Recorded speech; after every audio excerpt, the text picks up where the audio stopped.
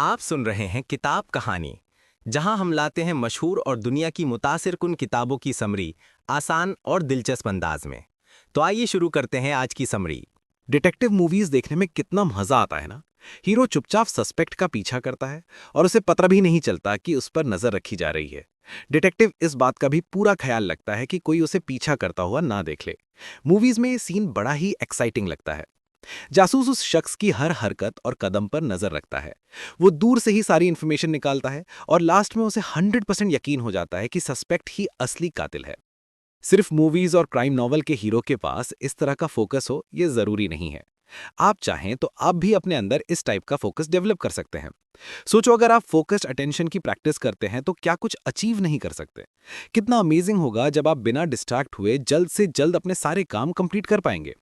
ये समरी आपको फोकस के बारे में सिखाएगी और ये भी बताएगी कि कैसे आप इसे बनाकर रख सकते हैं। ये आपको सिखाएगी कि ध्यान का भटक जाना उतना नेगेटिव भी नहीं होता जितना आप सोचते हो। लास्ट में आप जानोगे कि फोकस और इमेजिनेशन के बीच बैलेंस कैसे क्रिएट किया जाए। इस समरी को समझने के बाद आपको एहसास हो जाएगा कि आज से पहले अटेंशन देना इतना इजी कभी नहीं था। बेसिक्स। इस बुक के ऑथर डैनियल गोलमैन को अपने टीनेज में एक अजीब सी आदत थी।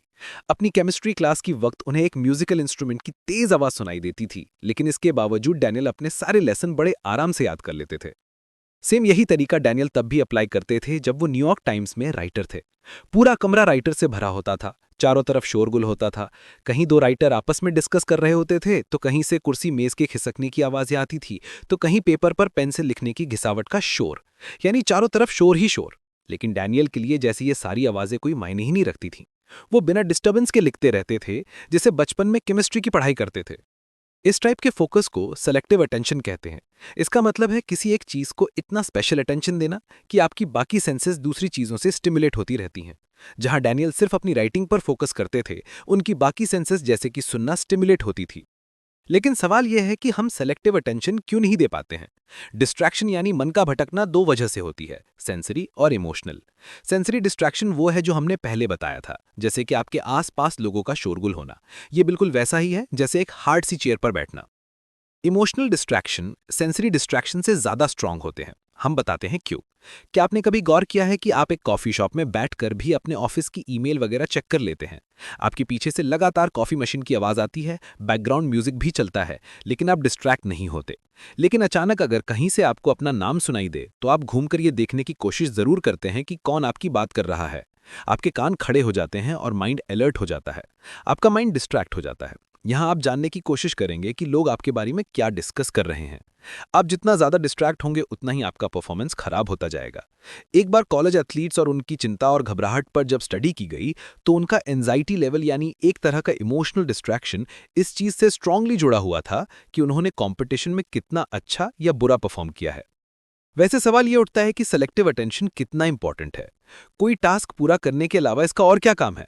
असल में सेलेक्टिव अटेंशन डेवलप करने के कई फायदे हैं।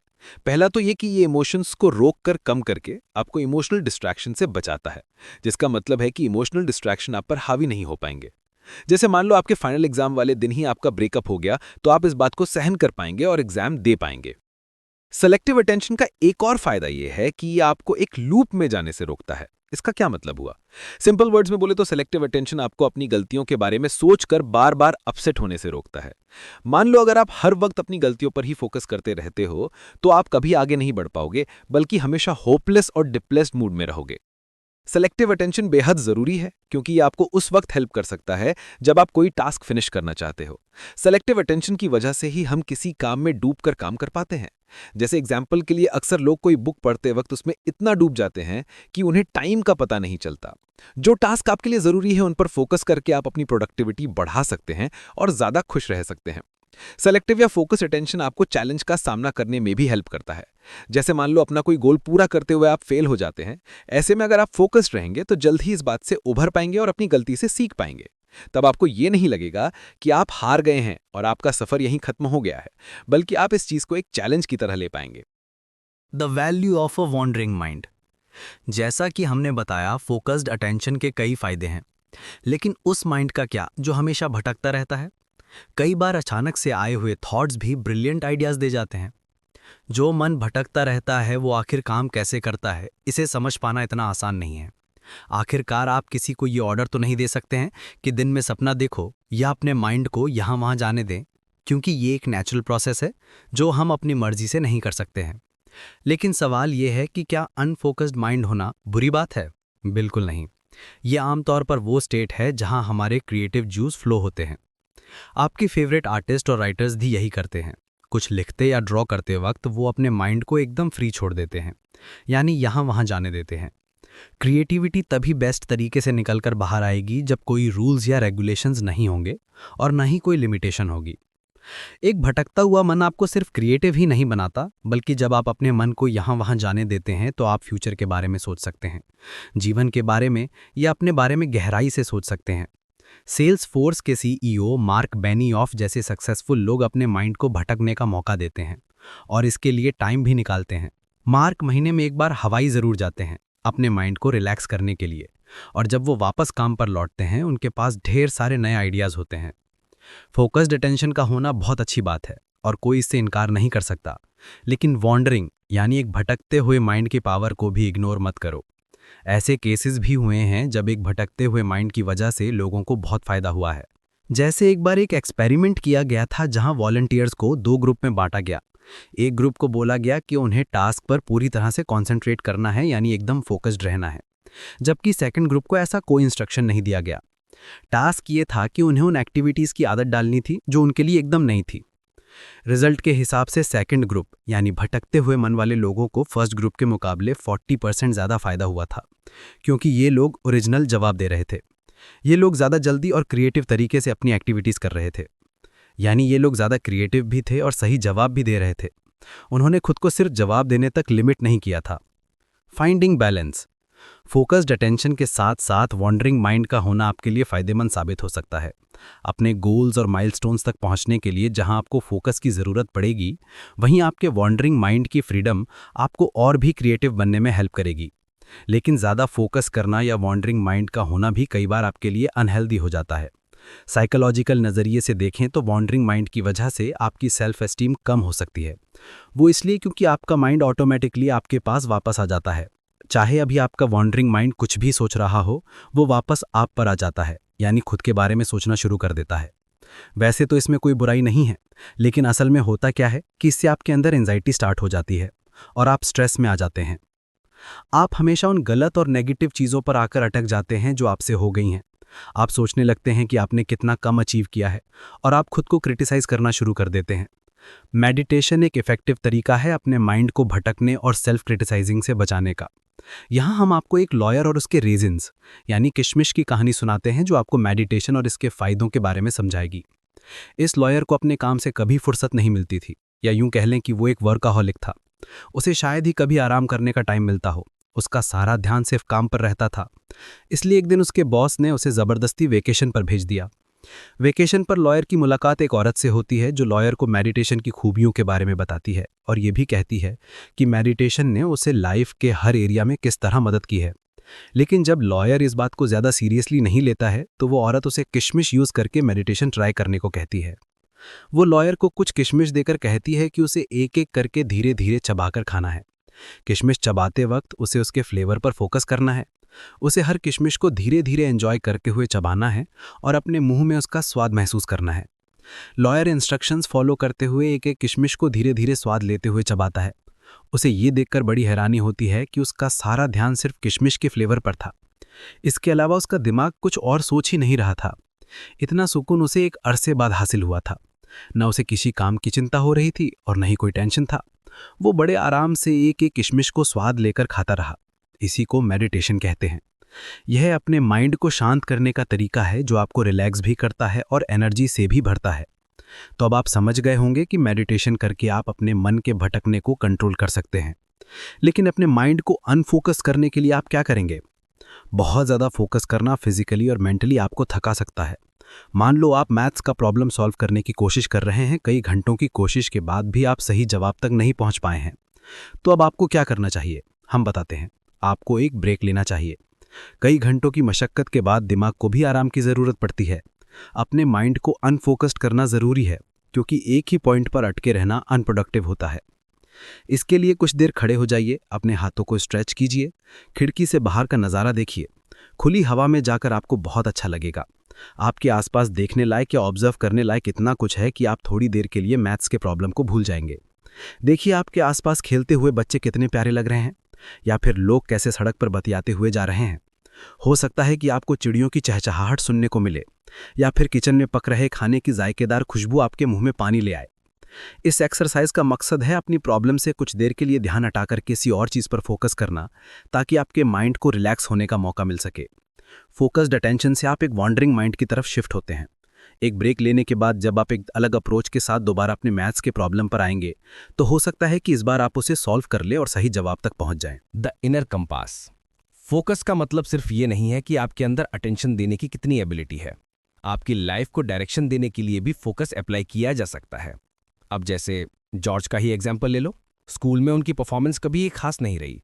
जॉर्ज मुश्किल से हाई स्कूल पास कर पाया और उन्हें क्लास में पढ़ते वक्त जीरो इंटरेस्ट आता था। लेकिन फिल्म मेकिंग एक ऐसा सब्जेक्ट था जिसने तुरंत उनका ध्यान अपनी तरफ खींच लिया, और फिर जल्द ही उन्होंने शॉर्ट फिल्म्स में असिस्टेंट डायरेक्टर के तौर पर काम करना शुरू कर दिया। लेकिन फिल्में बनाने का बिजनेस काफी टफ है। ज्यादातर फिल्में उतनी सक्सेसफुल नहीं हो पाती जितनी मेहनत उन्हें बनाने में लगती है। कई लोग आपके ओरिजिनल आइडिया को एडिट और रिवाइज कर देते हैं। जॉर्ज के साथ भी ऐसा ही कुछ हुआ था। उन्होंने कुछ स्मॉल स्केल की फिल्म्स बनाई जिन्हें मुश्किल से पॉपुलैरिटी मिली या उनसे प्रॉफिट हुआ। अक्सर प्रोड्यूसर्स और स्टूडियोज जॉर्ज की फिल्म के ओरिजिनल आइडिया को चेंज कर दिया करते थे। ये चीजें जॉर्ज को अपसेट करने के लिए काफी थी। वो पैसे और पॉपुलैरिटी से ज्यादा क्रिएटिव वर्क को वैल्यू देते थे। इसलिए जब एक बड़े हॉलीवुड स्टूडियो ने उनकी लेटेस्ट फिल्म पर काम करने के लिए उन्हें ऑफर दिया, तो जॉर्ज ने मना कर दिया, क्योंकि इस एग्रीमेंट में लिखा था कि स्टूडियो अपनी मर्जी से जॉर्ज की फिल्म में फेरबदल कर सकता है, जबकि जॉर्ज ऐसा बिल्कुल नहीं चाहते थे। जॉर्ज ने एक के बाद एक कई स्टूडियोज ढूंढे जिनके साथ वो काम कर सके, पर कहीं बात नहीं बनी।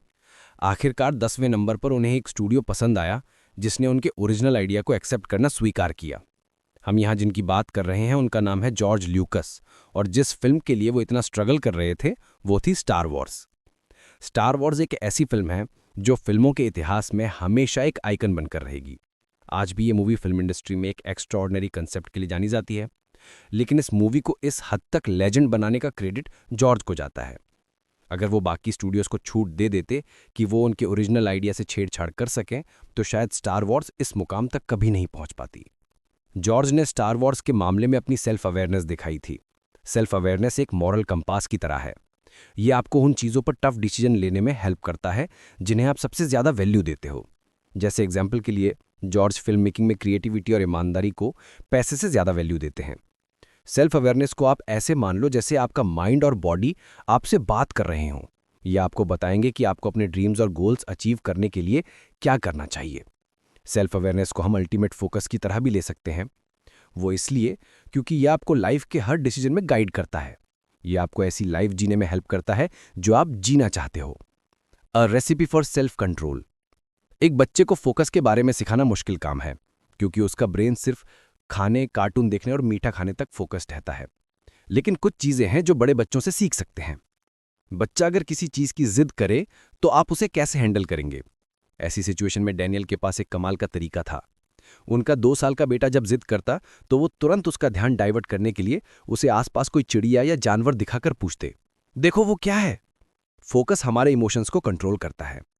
अपना फोकस कहीं और डाइवर्ट करके आप अपने गुस्से, स्ट्रेस, बेचैनी या उदासी को कम कर सकते हो। इस एबिलिटी को सेल्फ कंट्रोल कहा जाता है। इसका एक एग्जाम्पल है कि अपने पेरेंट्स को खुश करने के लिए आप उनकी इस बात से अग्री करते हैं कि मीठा खाने से पहले आप पूरा डिनर फिनिश करेंगे। बड़े होने के साथ ही हमारा सेल्फ कंट्रोल भी स्ट्रांग होता जाता है। आप कई एरियाज में अपनी ग्रेटिफिकेशन यानी सेटिस्फैक्शन की फीलिंग को डीले कर सकते हैं। जैसे एग्जाम्पल के लिए किसी मेजर सब्जेक्ट का पेपर फिनिश करने के लिए वीकेंड पर दोस्तों के साथ पार्टी करने का आइडिया ड्रॉप करना, बाहर से खाना ऑर्डर करने के बजाय घर में खाना बनाना ताकि पैसे बचाए जा सकें। सेल्फ कंट्रोल सेल्फ अवेयरनेस का कंपोनेंट है। फिर से हम बता दें, सेल्फ अवेयरनेस का मतलब है ये जानना कि आप लाइफ में सबसे ज्यादा वैल्यू किसे देते हो। यहां हम फिर से स्टार वॉर्स के डायरेक्टर जॉर्ज ल्यूकस का एग्जाम्पल लेते हैं। जॉर्ज क्रिएटिविटी और ईमानदारी को बहुत वैल्यू देते हैं। उनके अंदर स्ट्रांग सेल्फ कंट्रोल है।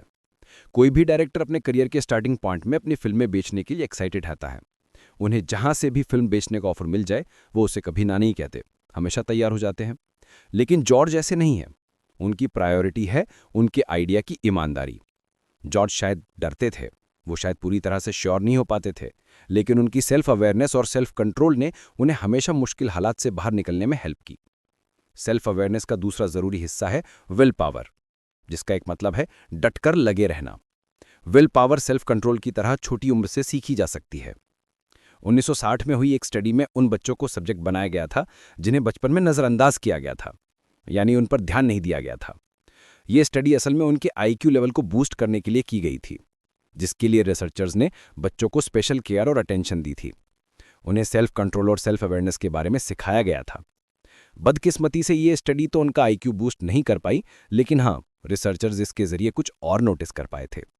जब ये बच्चे बड़े हुए तो इनमें टीनेज प्रेगनेंसी और स्कूल जाना बंद कर देना जैसी प्रॉब्लम के केस कम हो गए थे। इन बच्चों ने किसी तरह का क्राइम भी नहीं किया था जैसा पहले करते थे, और कई बच्चे बड़े होकर अच्छी जॉब भी करने लगे थे। उनका आईक्यू तो एवरेज था, पर जो केयर और अटेंशन उन्हें मिली थी उसके कारण उनकी पूरी लाइफ ही चेंज हो गई थी। यंग एज में विल पावर कैसे सीखी जा सकती है, इसका एक और एग्जाम्पल है मार्शमैलो टेस्ट। ये एक एक्सपेरिमेंट था जिसे स्टैनफोर्ड यूनिवर्सिटी के साइकोलॉजिस्ट वॉल्टर मिशेल ने किया था। मिशेल ने पार्टिसिपेंट्स के तौर पर 4 साल तक की उम्र के बच्चों को लिया था। इन बच्चों को एक टेबल के पास बिठा दिया गया और टेबल के ऊपर बीचों बीच एक मार्शमैलो की ट्रे रख दी गई। मिशेल ने बच्चों को इंस्ट्रक्शन दिया कि अगर अभी किसी बच्चों को मार्शमैलो खानी है तो वो खा सकता है, लेकिन अगर किसी को 2 मार्शमैलो खानी है तो उसके लिए एक शर्त थी कि मिशेल को कुछ देर के लिए किसी काम से बाहर जाना था। इस दौरान अगर बच्चे बिना एक भी मार्शमैलो खाए उनके आने का वेट करते तो उन्हें 2 मार्शमैलो मिल सकती थी। अब क्योंकि यह एक्सपेरिमेंट एक खाली कमरे में हो रहा था तो वहां कोई भी ऐसी चीज नहीं थी जो बच्चों को डिस्ट्रैक्ट कर पाती। इस एक्सपेरिमेंट के जो अलग अलग रिजल्ट मिले, कुछ बच्चों ने तुरंत मार्शमैलो खा लिया, जबकि कुछ बच्चों ने मिशेल के वापस आने का इंतजार किया। कुछ बच्चों ने पहले वेट भी किया, पर बाद में मार्शमैलो खाने से खुद को रोक नहीं पाए। फिर से एक बार इस एक्सपेरिमेंट से यह प्रूव हुआ कि फोकस इंसान के विल पावर को इंप्रूव करता है। लेकिन किस तरह? जिन बच्चों ने मिशेल के लौटने का वेट किया था, उन्होंने अपनी इच्छा को रेजिस्ट करने के लिए अपना ध्यान कहीं और डाइवर्ट करने की कोशिश की। उनके अंदर 2 मार्शमैलो हासिल करने की विल पावर थी, इसलिए उन बच्चों ने अपना ध्यान कहीं और लगाकर खुद को 1 मार्शमैलो खाने से रोके रखा। कुछ बच्चे इस दौरान गाना गाते रहे, कुछ डांस करते रहे और कुछ बस इंतजार करते रहे। कुछ ने आंखें बंद करके किसी और चीज की तरफ फोकस करने की कोशिश की। बीच बीच में अनफोकस्ड करना आपको अपनी विल पावर स्ट्रांग करने में हेल्प करता है। ये सुनने में उल्टा लगता है, पर यह आपको लॉन्ग टर्म गोल्स अचीव करने के लायक बनाता है। जैसे मान लो आप फिट होना चाहते हो, आपका फोकस एक मस्कुलर और हेल्दी बॉडी बनाना, लेकिन एक गोल अचीव करने के लिए आप हर घंटे में एक्सरसाइज तो नहीं करोगे ना। आपको बीच बीच में खुद को अनफोकस्ड करना पड़ेगा, ताकि आपको लगातार एक्सरसाइज करने से ज्यादा थकावट या कमजोरी ना हो जाए। ठीक यही चीज आपकी विल पावर करती है। यह आपको बिना थके आगे बढ़ते हुए डटे रहने में मदद करती है। The myth of 10,000 hours. क्या आपने इडिटारॉड के बारे में सुना है? इडिटारॉड एक टफ स्लेज डॉग रेस है जो अलास्का की खून जमा देने वाली ठंड में की जाती है। ये रेस करीब 1 हफ्ते से ज्यादा चलती है। इडिटारॉड में स्लेज करने वालों को कई तरह के चैलेंज का सामना करना पड़ता है। सबसे पहला चैलेंज तो है रफ और ठंडा मौसम। कई बार लोगों को रेस के दौरान बर्फीले तूफानों का भी सामना करना पड़ जाता है, लेकिन स्लेजर्स रेस स्टार्ट होने से पहले पूरी तैयारी करके रखते हैं, ताकि अगर कोई डॉग घायल हो जाए तो उसका फौरन इलाज किया जा सके। लोग अपने साथ जरूरी सामान, खाना और फर्स्ट एड बॉक्स साथ लेकर चलते हैं। सूजन बुचर इडिटारॉड की सबसे जानी मानी स्लेजर्स थीं। सूजन कंपटीशन के लिए एक बेहद अलग अप्रोच रखती थीं। आमतौर पर स्लेजर्स 12 घंटे रेस करते थे और 12 घंटे आराम, लेकिन सूजन का तरीका अलग था। वो और उनके डॉग 6 घंटे रेस करते थे और 6 घंटे आराम। इस रूटीन से सूजन को बहुत फायदा मिलता था। सबसे पहले तो सूजन के डॉग्स को आराम करने का पूरा टाइम मिल जाता था और खुद सूजन भी थकान से बच जाती थी। ये एकदम परफेक्ट स्ट्रैटेजी थी। सूजन कई सालों से इसी रूटीन को फॉलो करती आ रही थीं, जिसके चलते ही वो इडिटारॉड की बेस्ट स्लेजर बन पाई थीं। आपको कई बुक्स मिल जाएंगे जिनमें 10,000 घंटे प्रैक्टिस करने के रूल पर जोर दिया गया है। इस रूल का नाम है द 10,000 रूल। इस रूल के हिसाब से आपको किसी भी फील्ड में एक्सपर्ट बनने के लिए 10,000 घंटे प्रैक्टिस करने की जरूरत पड़ती है। यानी अगर आप बार बार एक ही काम करते रहोगे तो उसमें माहिर हो जाओगे। लेकिन असल में ऐसा नहीं होता। जैसे मान लो आप 10,000 घंटे शूटिंग की गलत प्रैक्टिस करते रहे, तो क्या आपका निशाना सही लग पाएगा? नहीं, आप कभी शूटिंग में एक्सपर्ट नहीं बन पाओगे, बल्कि आप सिर्फ अपना टाइम वेस्ट कर रहे होगे। इसके बजाय स्मार्ट प्रैक्टिस आपको एक्सपर्ट बना सकती है। ये तब होता है जब आप अपनी परफॉर्मेंस इंप्रूव करने की टेक्निक एडजस्ट करते रहते हो। स्मार्ट प्रैक्टिस में फोकस्ड रहना भी शामिल है। छोटी से छोटी गलती पर ध्यान दो ताकि उन्हें सुधारा जा सके। शायद इसलिए डांस स्टूडियोज में जमीन से सीलिंग तक कांच लगे रहते हैं, ताकि डांसर्स की एक एक गलती पकड़ में आ सके। जो लोग अपनी स्किल से सेटिस्फाइड हैं और जो लोग फोकस्ड अटेंशन रखते हैं, उनके बीच फर्क होता है। कुछ लोग बार बार एक ही लेवल की परफॉर्मेंस देने के बाद भी संतुष्ट रहते हैं। उन्हें खुद को इंप्रूव करने की कोई जल्दी नहीं होती और ना ही वो इस बारे में ज्यादा सोचते हैं। उनके लिए तो इतना ही काफी है कि वो ऐसा कर पा रहे हैं। फोकस्ड अटेंशन वाले लोग हमेशा कुछ ना कुछ सीखते रहते हैं। उनके मन में हमेशा यही चलता है कि लाइफ के किन एरियाज को इंप्रूव किया जाए। उन्हें एक्सपर्ट्स की तलाश होती है जो उन्हें फीडबैक और ज्यादा ट्रेनिंग दे सकें। इसलिए हम ये मान सकते हैं कि फोकस और सीखने की इच्छा इंसान को एक्सपर्ट बनाती है, ना कि घंटों प्रैक्टिस करने की आदत। एक और खास गौर करने वाला फैक्टर यह है कि फोकस्ड अटेंशन वाले लोग ऑटो पायलट मोड में जाने से मना कर देते हैं। जब आप किसी चीज के माहिर हो जाते हो तो उसकी तरफ आपका ज्यादा ध्यान नहीं जाता, जैसे कि टीवी देखते देखते ब्रेकफास्ट बना लेना या अपने पार्टनर से बात करते वक्त एक्सरसाइज करना, क्योंकि आपको इस रूटीन की आदत पड़ चुकी है। बार बार किए जाने वाले काम से अगर आप फैमिलियर हो चुके हो तो इसमें गलत कुछ नहीं है, लेकिन प्रॉब्लम तब आती है जब आप ऑटो पायलट मोड पर चले जाते हो, क्योंकि तब आप रिलैक्स हो जाते हो।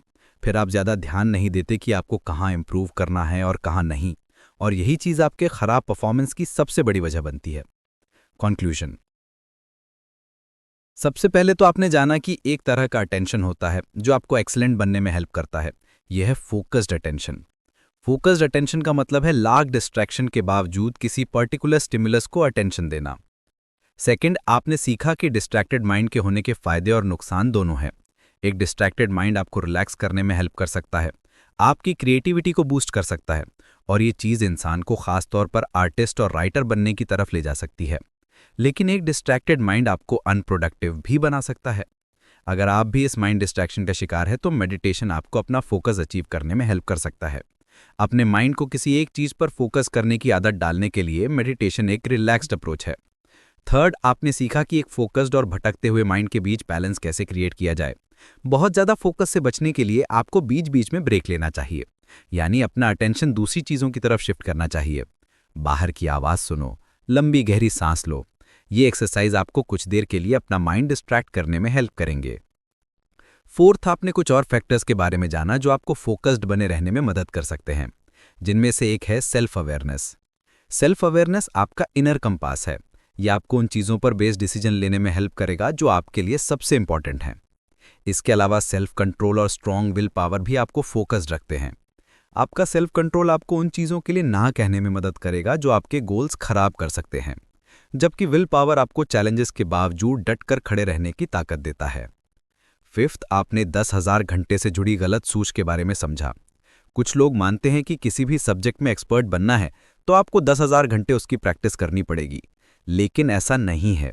ज्यादा प्रैक्टिस आपको एक ग्रेट परफॉर्मर बना देगी ऐसा जरूरी नहीं है। आपको एक्सपर्ट बनाता है आपका फोकस, आपकी गलती पकड़ने की काबिलियत और सीखने की इच्छा। कई बार हम कंफ्यूज हो जाते हैं कि लाइफ में हमें क्या करना है। ये कन्फ्यूजन इसलिए क्रिएट होता है क्योंकि हम समझ नहीं पाते हैं कि हमें लाइफ के किस पार्ट को ज्यादा इंपॉर्टेंस देनी चाहिए, यानी उसे इंप्रूव करना चाहिए। लेकिन अब आपको पता है कि फोकस्ड अटेंशन कैसे किया जा सकता है। जिस चीज पर आपका फोकस है उसे आप जरूर हासिल करोगे। फोकस करो, थोड़ी देर रिलैक्स करो, अपने काम में लगे रहो और आप धीरे धीरे अपने सपने को हकीकत बनते हुए देख पाएंगे। अगर आपको ये समरी पसंद आई हो तो वीडियो को लाइक करें, शेयर करें और चैनल को सब्सक्राइब करना ना भूलें ताकि आपको हर वीडियो की बर वक्त इत्तला मिलती रहे। आप नीचे कमेंट में हमें ये भी बता सकते हैं कि आप अगली वीडियो में किस किताब की समरी सुनना चाहते हैं। इल्म जानिए, सोच बदलिए। अगली वीडियो तक के लिए इजाजत दीजिए।